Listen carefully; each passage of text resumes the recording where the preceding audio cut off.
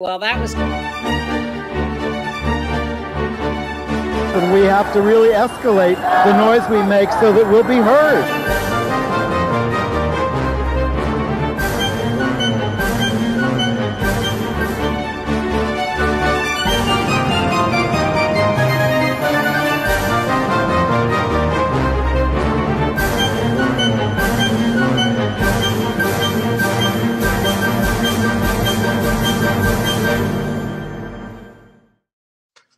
Hi, everybody. It's Gay USA. I'm Ann Northrop. And I'm Merryn Jones. Merryn's having a little technical difficulty here. I never do. I'm not that person.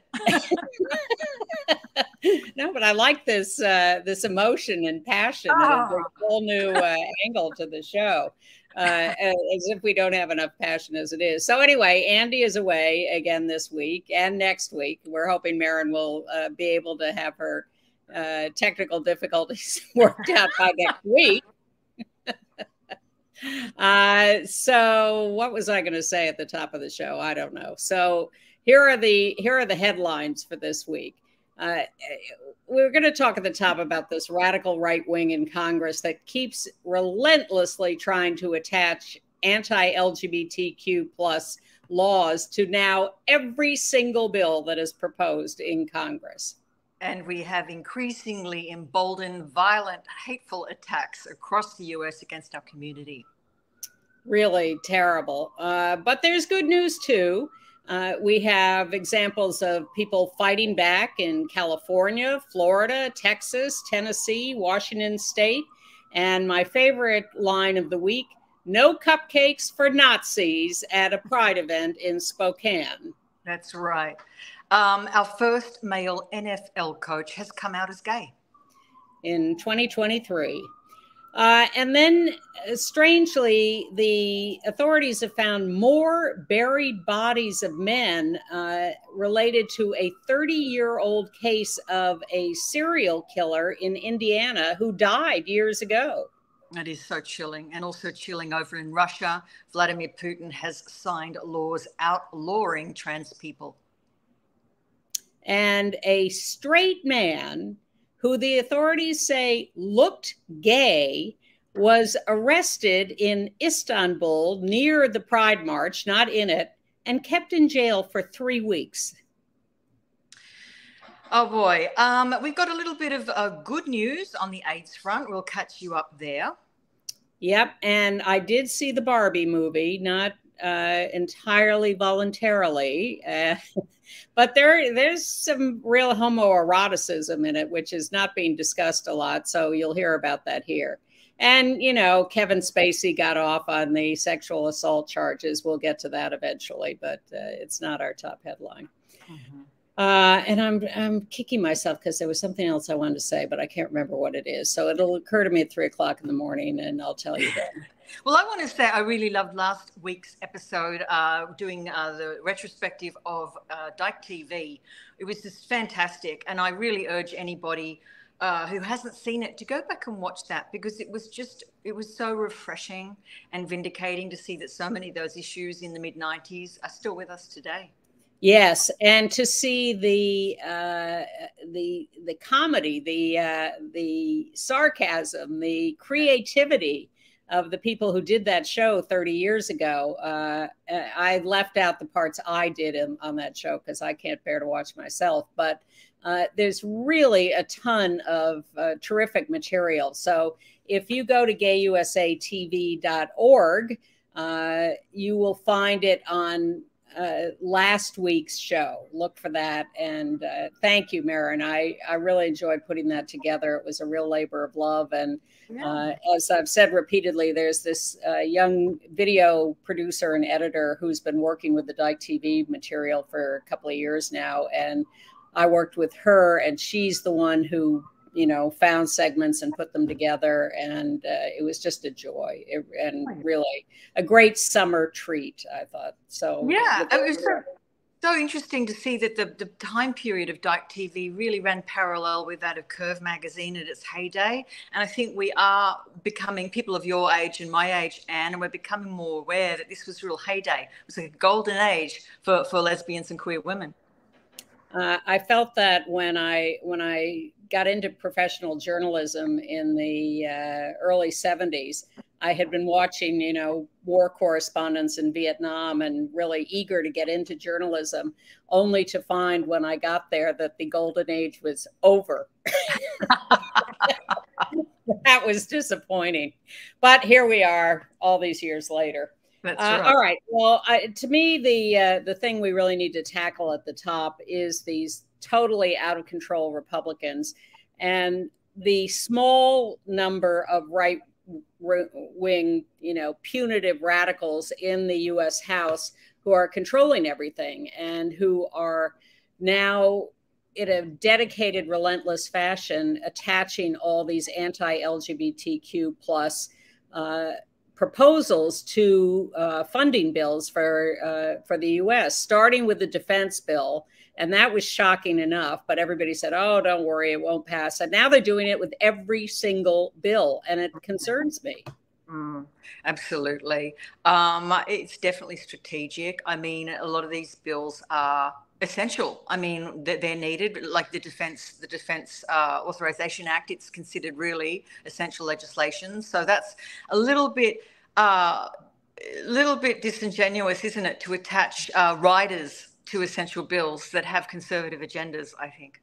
Well, it's all political. It's all so they can try to satisfy their base that thinks it wants prohibitions on trans kids getting medical care, or using the correct bathroom for their gender identity, or just any education on LGBTQ people or issues. All of that is being attached to these bills, and then we're told, well, don't worry, it won't pass the Senate and it'll all disappear in conference committees. And I think to myself, really, are the Democrats really going to stand up for us all the way? Or is there going to be some kind of compromise where they agree to some of it to get an essential bill passed? And meanwhile, we're sold down the river. I am not comfortable with this. And I'm certainly not comfortable with Kevin McCarthy and all the more moderate Republicans going along with these things in the House. Why, Kevin McCarthy should be grabbing a couple dozen moderate Democrats in the House and getting them to vote with him to defeat these proposals and do compromise bills the way Congress used to work. But they won't do that. They won't do that. So 20 right-wingers are controlling this whole process, and it is driving me nuts. So we really got to get rid of those, the extremists. And I would argue there are not extremists on the left, but there are certainly plenty of them on the right, and they're evil and nasty and dangerous. And we have to take back the House to stop this this process. Absolutely. Merryn is nodding in agreement. I appreciate that. I'm nodding in agreement because, the thing is, once these laws get through in that form, we're living with them for a very long time. So it's better to not try to shut the gate after the horse has bolted, as we say. Exactly. But there are all these, twists and turns of how they're doing it. And they're doing it so they can win more seats next year. And that's a really depressing prospect. So let's, from that sort of big picture horror story, let's get into the long list of ways that right-wing attacks are actually playing out in the states and with individual people. And let's start with this judge in Texas, this Diane Hensley. She became notorious a while ago because she, like others in her position, refused to perform same-sex marriages, and she got rebuked for that. And then a couple of years went by and everything calmed down. But now with the Supreme Court and this website decision and, websites for same-sex couples, she's standing up again and saying, well, this now supports me. I don't have to do anything I don't want to do. And discrimination laws don't matter. And I don't have to marry same-sex couples if I don't want to. And this is just a harbinger of everything to come. Yeah. And of course, hiding under religious faith again. She's long claimed that the governmental body violated state law by punishing her for actions taken in accordance with her religious faith. I don't know. I mean, she's seeking damages of $10,000, which isn't a lot, obviously. So it's a symbolic gesture. But, yeah, but the symbolism is bad. It is bad, and she's emboldened, of course, by the 303 Creative LLC versus Alenis case, which we know is the website, the internet website company who declined to apparently, allegedly do a job for a gay man who, of course, turns out not to exist. So this is all very complicated. Well, we have to sort out where religious freedom has to respect secular life and equal protection of the laws. And we have not yet done that. And we have swung to the side of religion trumps everything. And our problem is that that's what people are able to interpret from the Constitution. And we got to rethink that. Yeah. And we've got to sort out the difference between free speech and hate speech. That's the other one. Well, and that's a tough one, but all of this is dicey. Well, meanwhile, thank you to out lesbian Representative Becca Balint from Vermont, who is proposing a censure of Marjorie Taylor Greene, her colleague in the U.S. House, for her hate speech, for promoting violence, and for promoting conspiracy theories. And other Democrats are proposing a censure of George DeSantis for all his lies and corruption. He, by the way, has raised less money for his reelection than any of his opponents have raised for that race. So he's not looking good at the moment.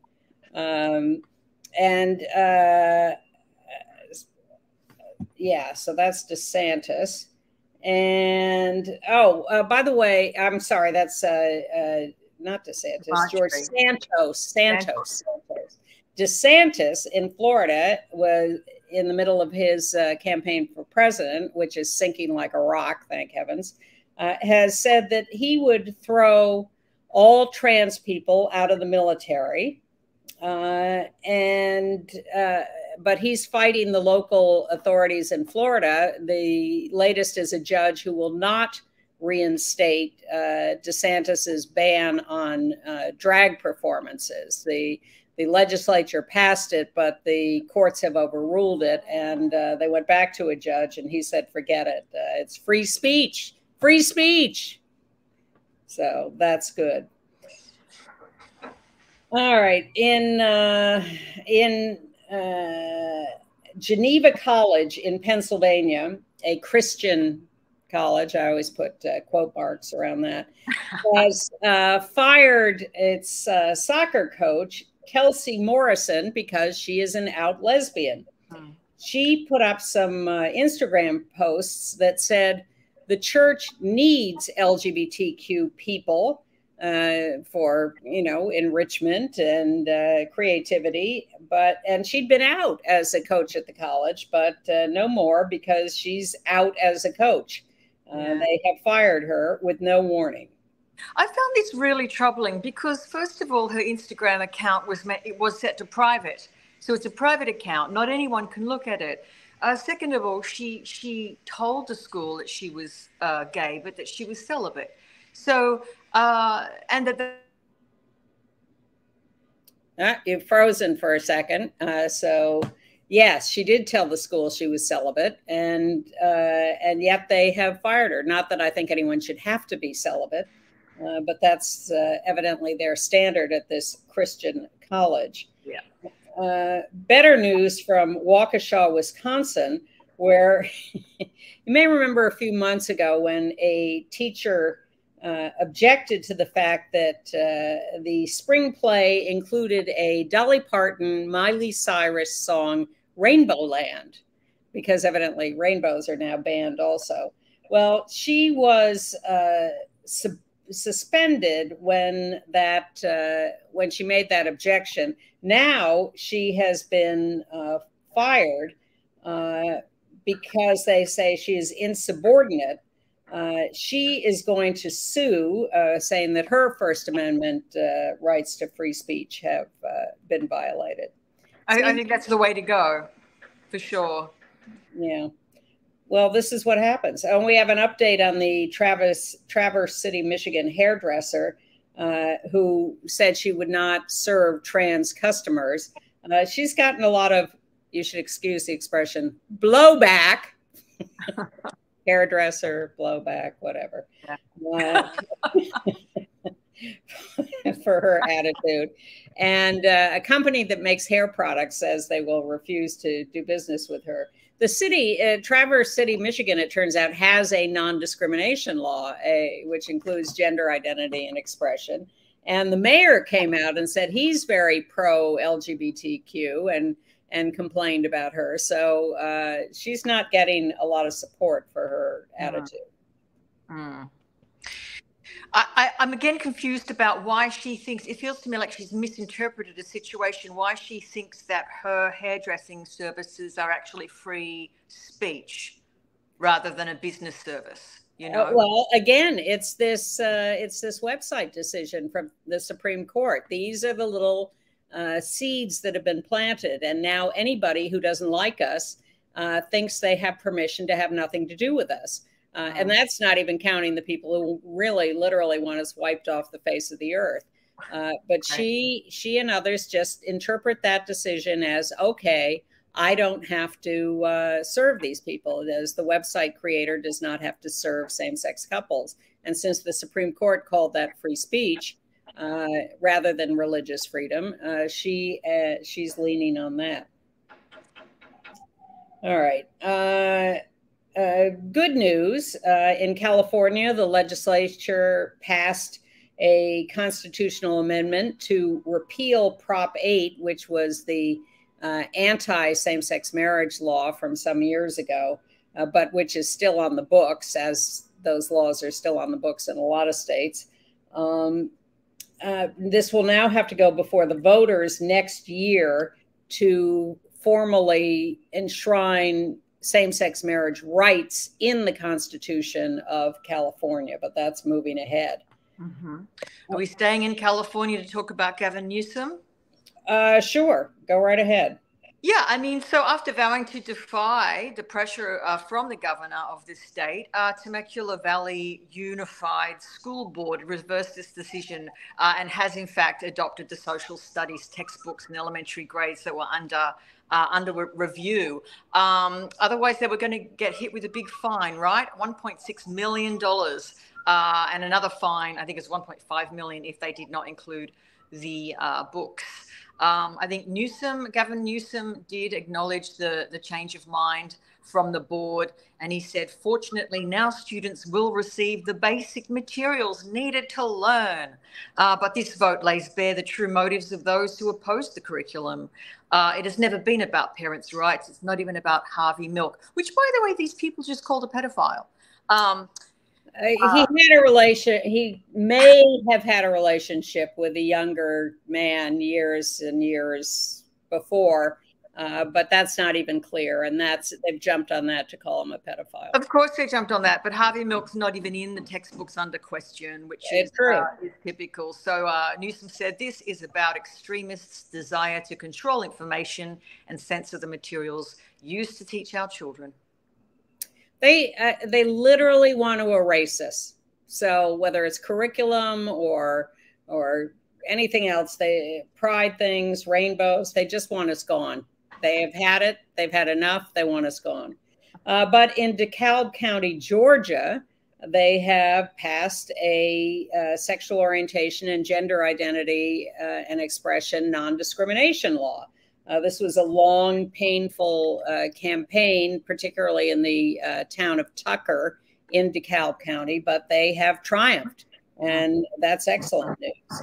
Now, back to some of the bad attacks around the country. In Kentucky, Beechmont, Kentucky, there's an open-air market, a farmer's market that takes place regularly in the just outside the Baptist church there in the parking lot or whatever. And the market has been run by the last for the last 3 years by a trans woman, Nedra McNeil.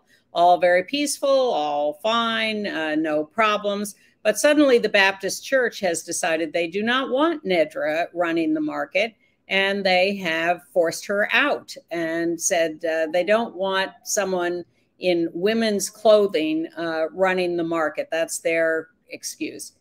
Nedra wears overalls and a polo shirt or T-shirt underneath. It's ridiculous. It's disturbing. Yeah. There are instances of people fighting back. You know, all these laws are being passed around the country to forbid trans youth from getting medical care, and it's expanding into adult trans people not being able to access medical care. So now legal organizations, families, medical professionals are banding together. And the latest is that in Texas, in Tennessee, and in Florida, lawsuits have been filed to stop those laws from going into effect. Again, these end up being equal protection lawsuits often, because imagine telling a group of people, you can't have medical care. Everyone else can have medical care, but you can't have medical care because we don't like the medical care you're getting.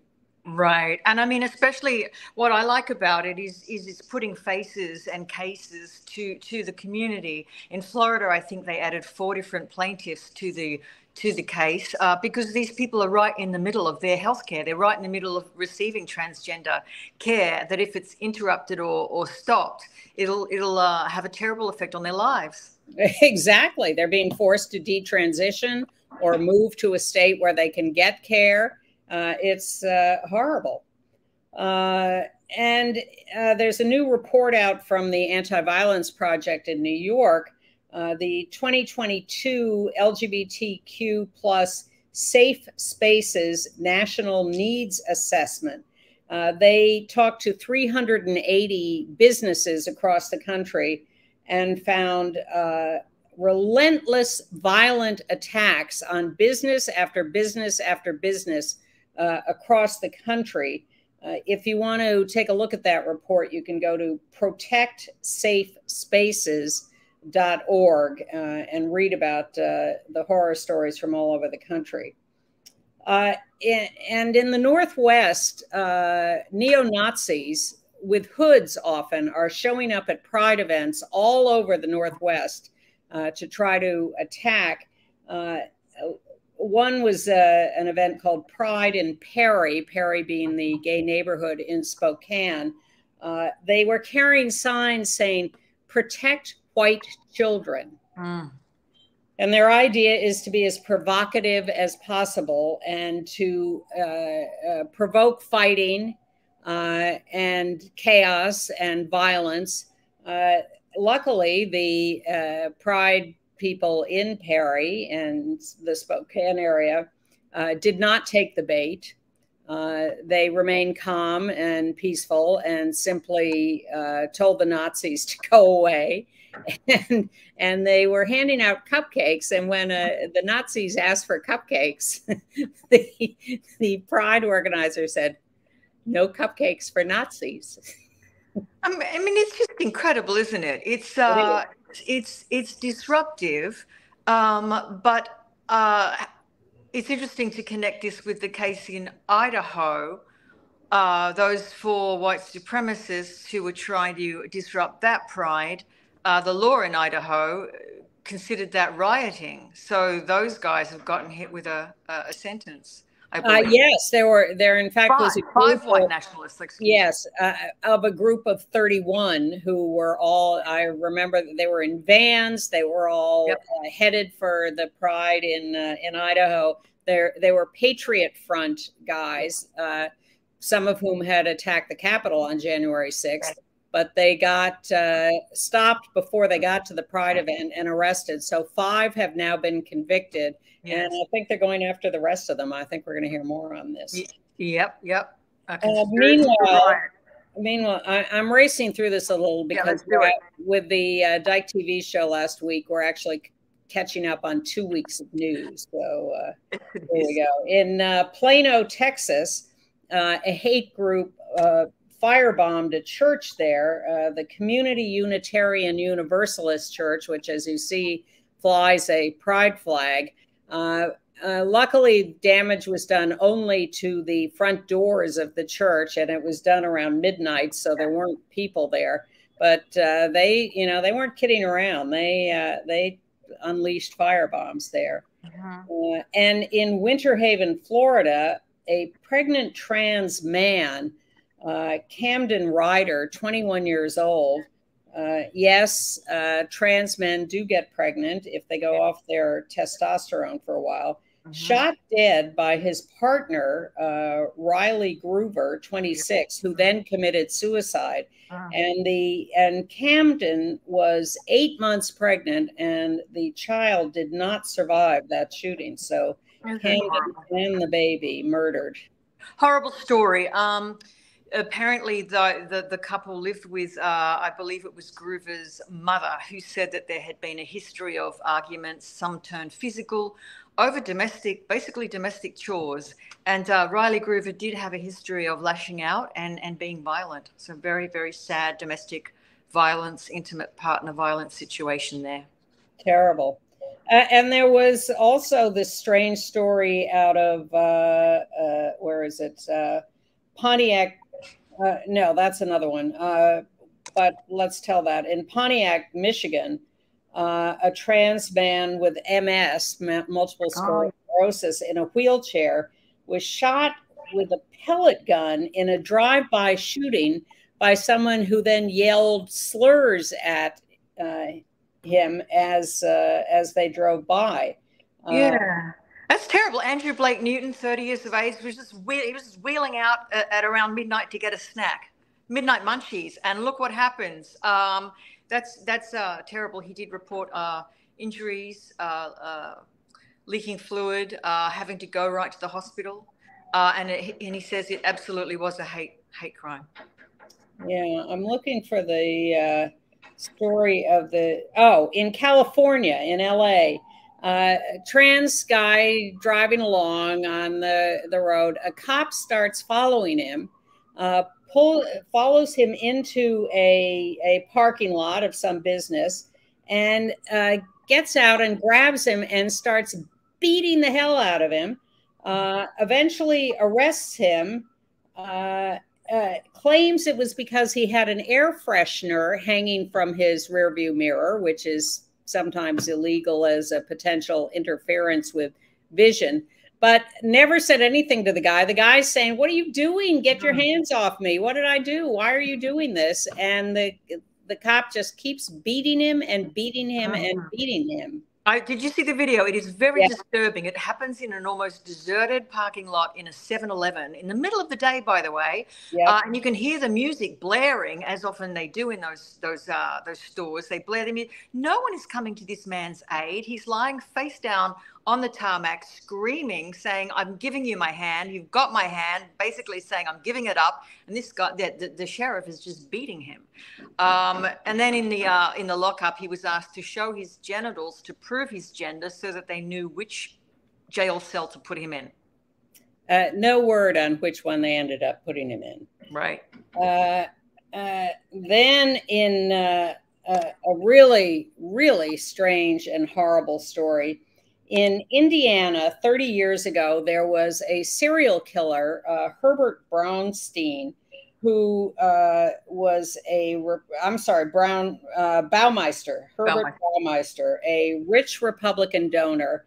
He was found to have been a serial murderer of gay men and boys in the 80s and 90s. And they found some bodies buried that he had killed.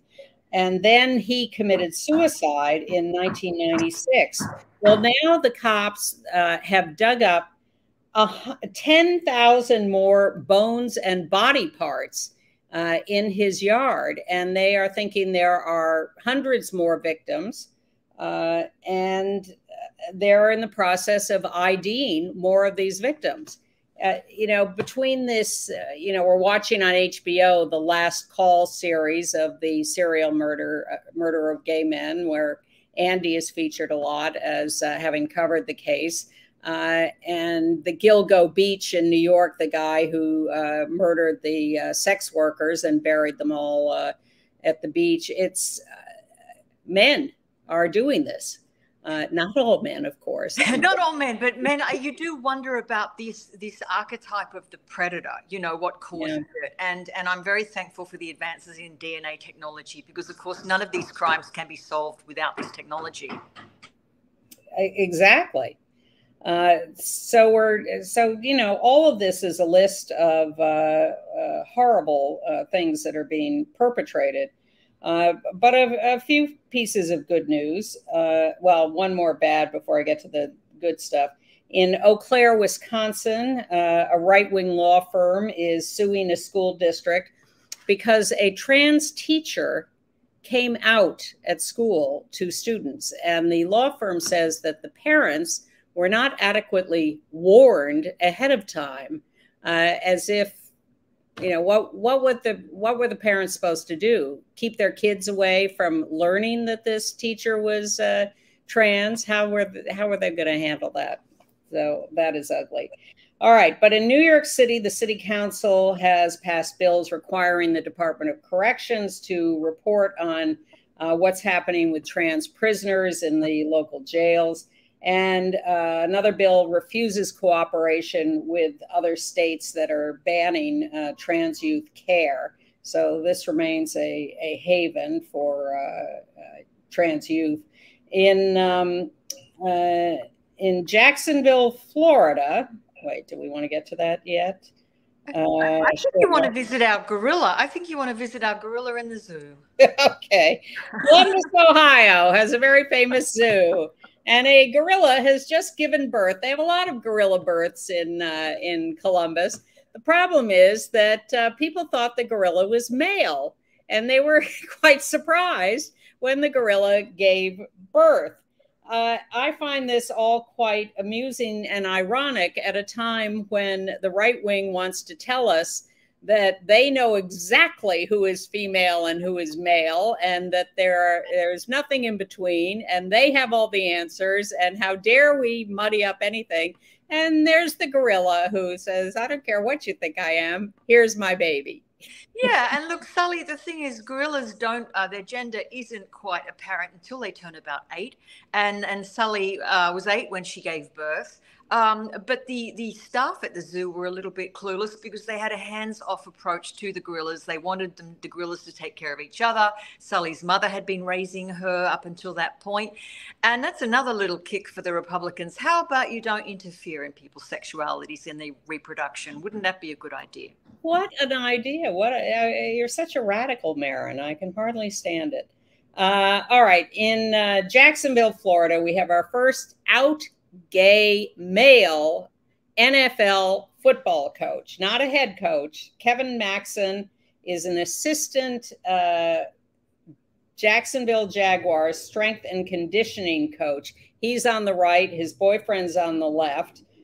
He's the first NFL male coach to come out. There have been lesbians who have worked for NFL teams, and we have talked about them and showed them over the last few years. He came out because he wasn't comfortable hiding his partner, Nick. Yep. So there he was with Nick, and that was great. And also coming out, actually about a month ago, but we're just catching up with this, the voice of the New York City subway system, Bernie Wagenblast, it turns out, is now a trans woman.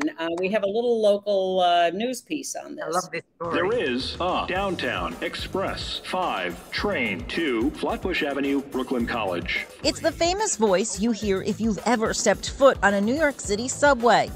Behind that voice is Bernie Wagenblast, a 60-year-old transportation and radio journalist. My dead name was Bernard, which was the name that I was born with and pretty much only used in legal documents and things of that sort. I legally changed my name to Bernie a couple of years ago. These days, I consider it short for Bernadette. Bernie is now proudly showcasing a new voice. 5 months ago today, I transitioned to living my life full-time as a woman. Bernie says it's been a lifelong dream. There was not an hour of my waking life, probably from when I was a little kid to when I socially transitioned, that I didn't think about this, at least in passing. Every hour, it was constantly there. There is a Downtown Express 4. So what about the voice of the subway? Well, that will remain a staple of New York City culture. I take pride in what I've accomplished with that guy voice, that I'm not going to deny that. I still use that voice for professional purposes. More recently, Bernie is lending her voice to the AirTran at Newark Liberty International Airport and the Petco Speed Line around Philadelphia. Aer Lingus, Air France, Air India. I just love that story. Hey, do you think Bernie also does the stand clear of the closing doors? You know that? Yes, voice? of course. That's Bernie? Bernie does all that. Oh my voice. God. You heard it at the top of the piece. I It's all love Bernie. it. Yes. I love it. Well, that's the highlight of my show today. I just think that's a great story. Okay. Well, I got a couple of other little highlights. In Washington State, the right wing has failed to get enough signatures for a public referendum to repeal trans rights in the state. They could not do it. Trans rights remain in place in Washington State. And in Arizona, a judge has issued a temporary injunction against a law that the legislature passed, barring trans girls in school sports. So the judge has stopped that. And, the 3 trans girls in Arizona, I'm making up that number, who want to participate in school sports can do so. And before we get to international news, a couple of people, major people in the community we lost this week. In Berkeley, California, Dr. Sherry Pies, 73 years old, a professor of public health at Berkeley, she wrote a book called Considering Parenthood, a workbook for lesbians, published in 1985. And while that seems kind of late to me, it actually was revolutionary at the time. Absolutely. That was the gaby boom, as we called it, the gaby boom. She did all of the proper medical research and helped so many women have families. Well, at that time, I was already a stepmother of some years to my 2 stepsons in my first big relationship. So it doesn't seem, so I know that lesbians have been parents forever in one way or another. But yes, this was a lot about the medical possibilities of actually giving birth. She died of cancer. She leaves her wife, Melina Linder. She ran workshops in her house in the early 80s to teach women how to get hip to birthing issues. And then dying in Florida, Jonathan Lewis at age 64 of lymphoma. He was the affluent son of the longtime insurance executive, Peter Lewis, and he used his money for LGBTQ activism. He was gay, and he was an activist and a philanthropist, and he put together a conference some years ago of activists to talk about how to strategize and organize. I was at that conference, and a lot came out of that, including the whole movement against Don't Ask, Don't Tell. And we formed a group called Get Equal, who chained themselves to the White House fence.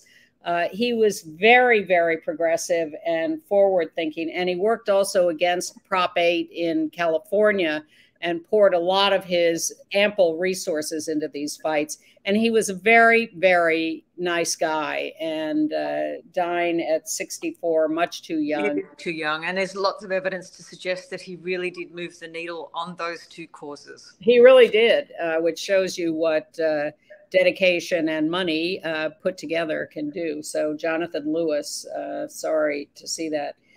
All right, let us now whip through some international news. What's happening in Russia? This is really terrible news, I think. It's quite chilling. Vladimir Putin has signed legislation that actually effectively bans transgender people, bans people from changing their gender, bans them from, their marriage. If they got married when they were in an opposite sex relationship, the marriage has to be annulled. This is quite radical, and it was actually passed unanimously by both houses of Parliament. The only way the only way gender is allowed to be changed is if it is medically supervised as part of a necessary intervention.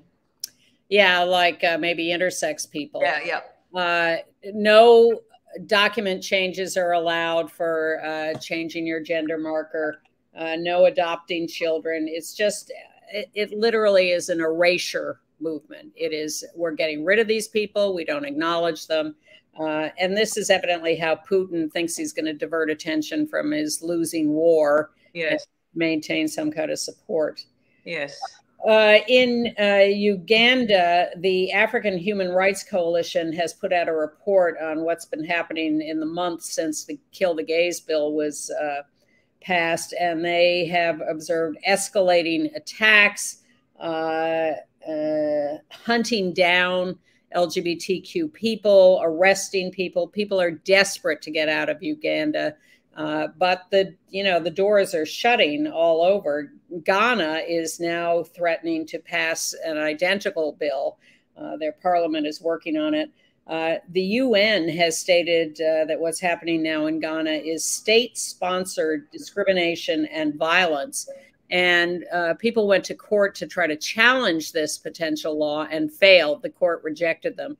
So it looks like Ghana is going to be the next place that passes one of these horrible, horrible, horrible homicidal bills. The bill is chilling. It's called the Human Sexual Rights and Ghanaian Family Values Bill. Doesn't that sound familiar? Yeah. And the president of Iran has just visited Uganda, saying to coalesce with them on this kind of program.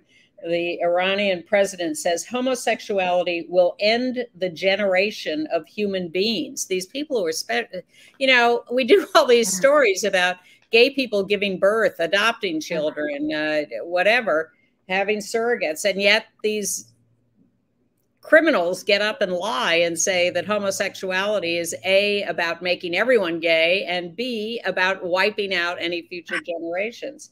Well, speaking of that, what about what's happening in Italy with in the northern city of Padua? Authorities have started removing the names of non-biological gay mothers from their children's birth certificates. Talk about erasure. This is under new legislation passed by the traditional Family First government of Prime Minister Giorgia Meloni. As we know, she was going to be trouble. And already, I think it's the birth certificates belonging to 33 children who underwent artificial insemination. These have already been erased. Yes, and we know what a nightmare Hungary is with Viktor Orban, and he is continuing to attack us and cracking down more against us with these no promo homo laws. But Budapest saw a huge pride march with thousands and thousands of people in the street. Look at that. That is a beautiful, beautiful sight. And the U.S. ambassador to Hungary, it turns out, is gay and has a partner and has 2 kids. And he held a reception celebrating LGBTQ plus family pride. So there's a lot going on in Hungary, but Orban is still running wild there. Yes, at least 10,000 people turned up to that parade. So that's not a bad effort at all. No, it's terrific and beautiful, as you see. Malaysia is continuing its nonsense. They confiscated rainbow-colored Swatch watches. There is a real crackdown. And Swatch is suing and said that our watches did not and can't cause any disruption to public disorder. My goodness, inanimate plastic objects, yes.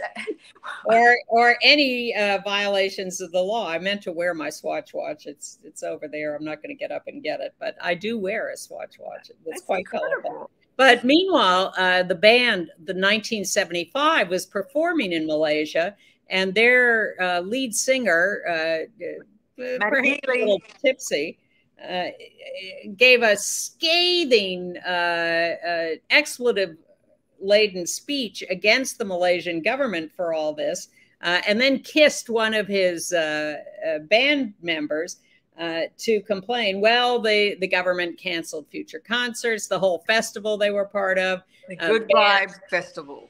Yeah.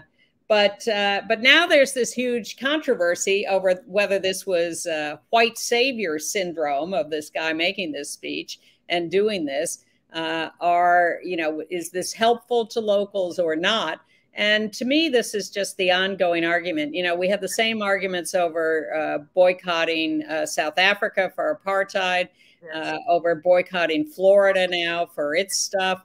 And there's both sides are right. You know, it's yes, it puts local people in jeopardy, but it also raises these issues internationally and is important. And you have to fight inside and outside. So yeah, I mean, I've got so many mixed feelings about this. One, Matty Healy's not gay; he's just an ally, and he has a terrible history with women. But you know, I also do believe in when in Rome. I feel like if you know you're going to a Muslim majority country where there's 400 million Muslims, it's kind of like you can get on a plane and leave after you've caused trouble. You know, so these things are very complicated. They are, and I acknowledge all that and think that's completely valid. I also. He may not be the best messenger, but I think it's important to raise these issues. In the UK, in London, they're talking about maybe putting up a statue of Alan Turing in Trafalgar Square. This is after the Prime Minister Rishi Sunak apologized for all the past, for the ban that on military service by LGBTQ, and they have a new MP in London, the youngest MP, who is known as the baby, the out gay Labour MP Keir Mather, 25 years old, and he's famous for 5 years ago confronting the Russian ambassador over the torture and murders of gay people in Chechnya. Yeah. That's pretty impressive. Yes, I think he's also vowing to help clean up the mess that he knows the Conservatives will inevitably make. So he sounds like a really, genuine firebrand politician. Absolutely. And my vote for Weird Story of the Week is we've been talking about the the violence and bans of the Istanbul pride parades over the last few years, which have been really ugly. Well, it turns out some tourist was walking the streets near the pride parade, a straight guy, had no idea the pride parade was even on or anything that was happening. And suddenly he's picked up and arrested by the cops. Why? Because he looked gay, according to them. He had no idea what was going on. And what did they do with him? They held him for 20 days in jail in Istanbul. Unbelievable. Yes, exactly. So if you out there think you're immune from any of this, think again. That's right. It can happen to anybody anytime. That's right. A little bit disappointing to see what's happening in Israel. Israel declined to join a US-led move to criticize legislation against the LGBT community in Hungary. We should have mentioned that with a Hungary story. But it's disappointing because I guess we always thought Israel was an ally, didn't we? Yes, we did. I'm just getting a bulletin that Sinead O'Connor has died. Going to mention that. Breaking news. She has died at the age of 56. Of course, it's unknown at this point. Well, I was a fan. Nothing compares to you. Her version of that, stunning. Yeah. More on that when we get more. In Poland, there is a human rights ombudsman who says he is going to go on a campaign to challenge the LGBT-free zones that the government has set up over the last few years. We'll see how that works out. The International Cycling Federation has now banned trans cyclists, trans female cyclists, after a trans female competed in a female race and won. More as a publicity stunt, I think. It was strange. And they're barring trans women who transitioned after male puberty. So earlier transition may get around that. And the World Aquatics Federation has added an open category for non-binary and trans competitors, or I guess anyone else who wants to compete in that category. So that at least, you know, we can debate whether that's the right solution, but it's an attempt. And Jamaica and the U.S. are in a fight because Jamaica wouldn't accept the spouse of a gay diplomat from the U.S., so the U.S. is barring some Jamaica diplomats. There's a standoff at the moment. All right, so we have about 10 minutes left, and I think if you're ready, we should move on to the AIDS news, because there's... Absolutely, let's do it. Okay. Well, the International AIDS Society is having its conference this week, so there's a lot of news coming out around HIV and AIDS. The Lancet has published a review of studies that there's almost, I always am wary of that word, almost no risk of HIV transmission from one partner to the other, even if a little virus is evident. So they're saying you don't have to stick to completely undetectable to feel safe. You can have a very low level of HIV showing up in testing and still be safe. Now, almost and little, these are dangerous words, but they're quite sure that this is a better situation, and that it means you can use simpler testing that doesn't have to be quite so discerning. Although they say mother-to-child transmission still has to be treated more carefully. And what about the HIV positive cop in Tennessee? Former Memphis police officer of the year has filed a discrimination lawsuit against the Nashville Police Department, claiming it violated federal law by rescinding his job after learning that he has HIV. But this gentleman's HIV status is basically undetectable. So he's already been cleared by his doctor, because undetectable means untransmissible. So it's not relevant. But the cop shop is saying that basically they were going by their concept of what physically fit to serve means. It's more erasure. Of course. And the Nashville police say that this guy would have been a danger to the public. And you don't have to be undetectable to have a job. Right. You know, medication would be nice. You want to be healthy, but to rescind a job offer because someone has HIV is just insane and illegal and unconstitutional. A new trial called the Reprieve trial has found that there is a drastically lower risk of heart disease for HIV positive people if they are taking statins.